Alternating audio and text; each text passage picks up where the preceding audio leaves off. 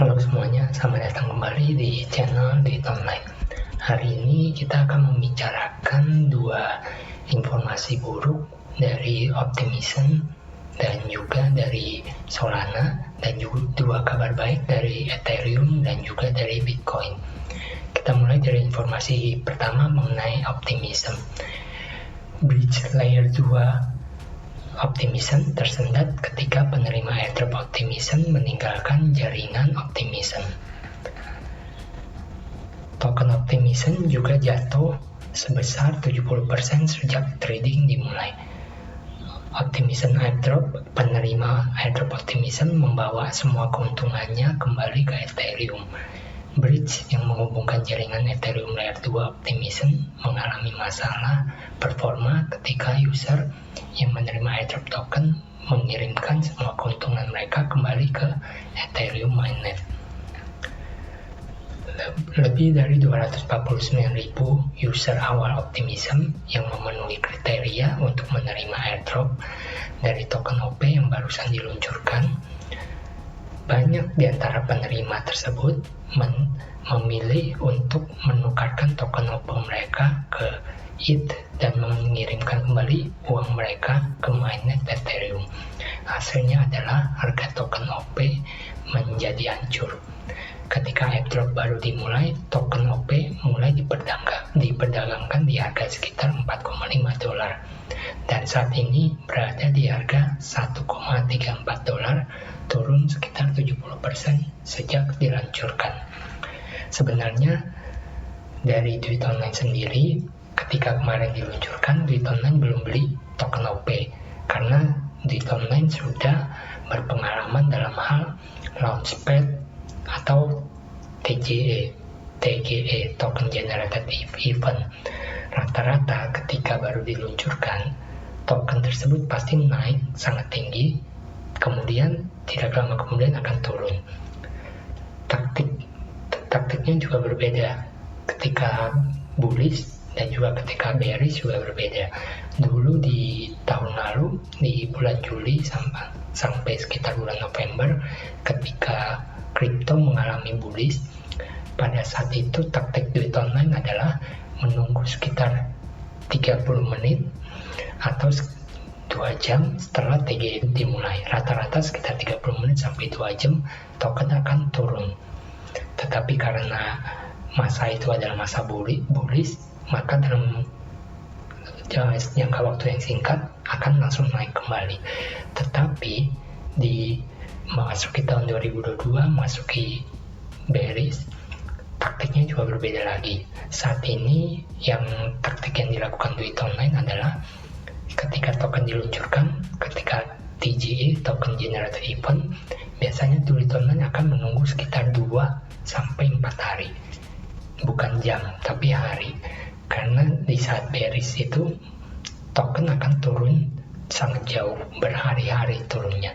Maka dari itu, ketika ditradingkan token Optimism kemarin 2 hari yang lalu, Duit Online masih belum beli, Duit Online masih menunggu. Dan ini hari kedua, tokennya semakin jatuh, mungkin besok Duit Online akan mulai beli token Optimism tersebut. Jadi teman-teman ingat untuk selalu subscribe dan bunyikan loncengnya supaya ketika video diluncurkan teman-teman bisa nonton dan belajar taktik-taktik yang biasanya dilakukan oleh Duit Online. Baik, selanjutnya untuk informasi kedua, kabar buruk juga datang dari Solana. Harga Solana turun setelah jaringan mengalami pemadaman. Sebuah bug telah menyebabkan blockchain Solana mati lagi dan mengakibatkan blok produksi dihentikan. Pemadaman ini memakan waktu sekitar 4,5 jam karena operator validasi memerlukan waktu untuk merestart kembali mainnet dari Solana. Harga Solana mengalami tekanan, turun hampir 14% dalam waktu 12 jam atau lebih, dan harganya jatuh di bawah $40 dan menunjukkan tanda-tanda akan keluar dari top 10 besar market cap kripto. Solana selalu disebut sebagai Ethereum killer telah sepenuhnya atau sebagian tidak berfungsi sebanyak 7 kali. Maksudnya tidak berfungsi itu jaringannya ya, sepenuhnya atau sebagian jaringannya tidak berfungsi sebanyak 7 kali sejak September 2021 ketika mengalami DDoS di bulan yang sama, yaitu di bulan September.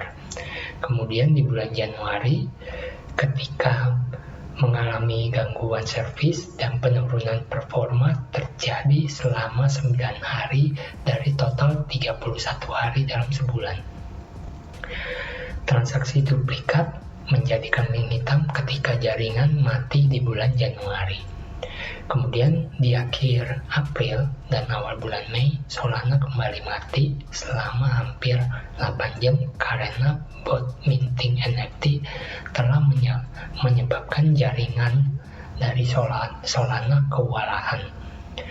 Untuk tambahan, informasinya adalah jam di blockchain Solana juga sempat terlambat 30 menit jamnya jika dibandingkan dengan jam di dunia nyata.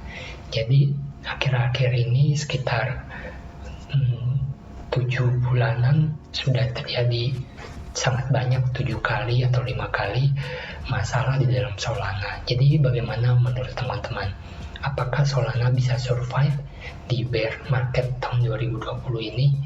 Jika mengingat di bear market 2018 sangat banyak kripto 100 besar yang akhirnya menghilang, tidak terdengar lagi. Apakah Solana juga akan kejadian sama dengan banyaknya masalah akhirnya di bearish market menghilang juga? Teman-teman bisa menyampaikan informasi dan pendapat teman-teman di kolom komentar di bawah ini ya. Informasi selanjutnya datang dari Ethereum. Ethereum merge semakin dekat dengan testnet Ropsten telah menjalankan proyek pertama. Tim Beko, salah satu dari Ethereum core developer, menginformasikan tentang pengoperasian Ropsten Beacon Chain. Dia menjelaskan bahwa testnet IT yang ditunggu-tunggu telah diluncurkan dan interlayer merge akan terjadi sekitar tanggal 8 Juni di ekosistem Ethereum. Ethereum core developer tersebut juga mengatakan akan ada 2 langkah penting di testnet tersebut sebelum merge terjadi. Dan langkah yang pertama adalah aktivasi dari upgrade Bellatrix. Sedangkan Ethereum core developer yang lain yaitu Fundon menjelaskan bahwa merge Ethereum mainnet, ini mainnet ya, bukan testnet seperti yang tadi dijelaskan sebelumnya. Kali ini adalah mainnet merge direncanakan akan dimulai di bulan Agustus. Walaupun Vitalik Buterin, sang penemu Ethereum, lebih bersikap hati-hati dengan mengatakan implementasi the merge baru akan terjadi akhir tahun. Informasi selanjutnya mengenai Bitcoin. JP Morgan percaya Bitcoin saat ini berada di titik terendah dan mereka melihat potensi kenaikan kripto yang sangat besar. Meskipun dengan semua sentimen bearish di pasar kripto, ahli di Bank Investasi Amerika yaitu JP Morgan percaya akan potensi peningkatan yang cukup tinggi. Menurut ahli tersebut, Bitcoin saat ini sedang berada di titik terendah dan berada dalam situasi untuk berbalik arah. Berdasarkan perspektif mereka, $38.000 adalah harga wajar. Dia juga menunjukkan bahwa Bank JP Morgan telah mengganti semua aset properti mereka ke aset-aset alternatif. Jadi mereka benar-benar bullish dalam hal ini untuk Bitcoin ke depannya. Jadi teman-teman, walaupun saat ini Bitcoin sedang bearish, jangan patah semangat. Hold Bitcoin, mungkin dalam akhir tahun ini ada kemungkinan mata uang kripto akan kembali bullish lagi dan bisa mencapai all-time high terbaru, mungkin saja 100.000 atau 200.000 di all-time high terbaru. Jadi tetap semangat teman-teman. Selanjutnya adalah saya ingin menginformasikan perihal beberapa pergerakan mata uang kripto.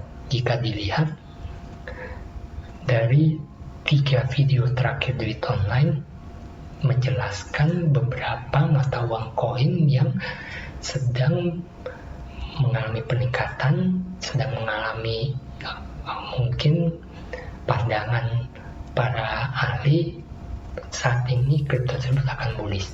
Di mana dari 3 video tersebut Duit Online menjelaskan mengenai Binance Smart Chain.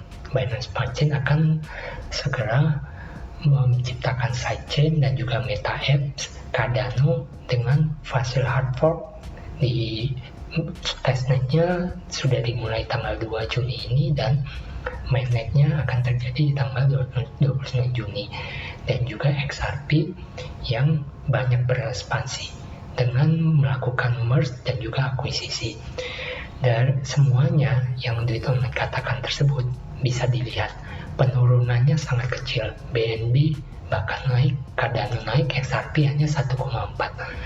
Bandingkan dengan yang lain, Solana turun 4, Cardano turun 2, Avalanche juga turun 2, Polygon Matic cukup kecil, turunnya 1, Bitcoin 3, dan yang lain-lain turunnya 3% sampai 4%.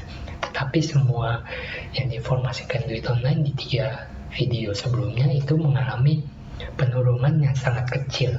Jadi hari ini teman-teman perlu catat semua informasi-informasi penting dari yang disampaikan oleh Duit Online itu mungkin saja akan memberikan cuan bagi teman-teman yang selalu subscribe dan selalu bunyikan loncengnya dan akan menonton video-video Duit Online ke depannya. Jadi ingat teman-teman untuk selalu subscribe, like, dan bunyikan loncengnya. Dan jangan ketinggalan beritanya ya. Dan ingat untuk memberikan komentar-komentar di bawah ini. Jika terdapat pertanyaan, teman-teman juga bisa tuliskan di kolom komentar di bawah ini. Sampai jumpa di video berikutnya.